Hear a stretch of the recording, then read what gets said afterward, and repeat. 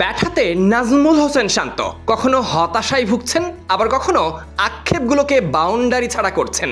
নিজে শিখছেন, কখনো অন্যকে শিখিয়েছেন। সব মিলিয়ে তিনি যে ক্রিকেটের জন্যই নিবেদিত সেটাই বারবার প্রমাণিত। নামের মতো মনটাও প্রাণবন্ত।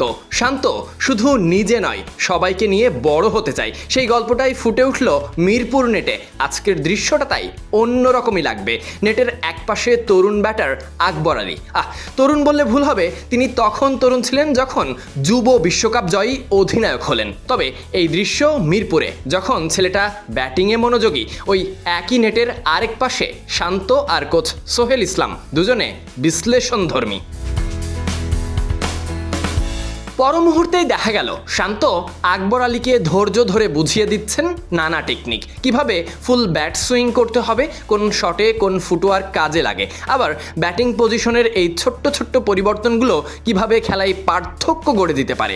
আকবরও মনোযোগ দিয়ে শুনছিলেন, যেন প্রতিটি পরামর্শই তার কাছে নতুন শিক্ষা।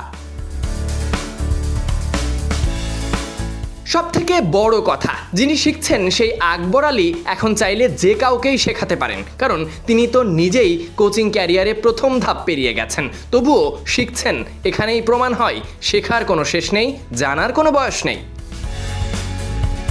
একসময় কোচ সোহেল ইসলামও পাশে এসে দাঁড়ালেন। শান্ত আর আকবর আলীর কথোপকথনের মাঝে তিনিও যোগ দিলেন।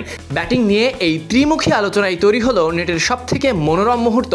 বাইরে থেকে যে কেউ দেখলে মনে করবে এ যেন ক্রিকেটের এক ছোট্ট ক্লাসরুম। তবে শান্ত শুধু শেখাচ্ছেন তাই নয়, নিজেও শিখছেন। তার ক্যারিয়ারের সবথেকে বড় চ্যালেঞ্জ আসলে ধারাবাহিকতা। ভালো খেলে আলোচনায় আসেন, আবারও সমালোচনায় পড়েন, কিন্তু একটা জায়গায় তিনি কখনো পিছু পা হন না, প্রস্তুতি আর এই কঠোর অনুশীলনে নতুন চ্যালেঞ্জ নিতে।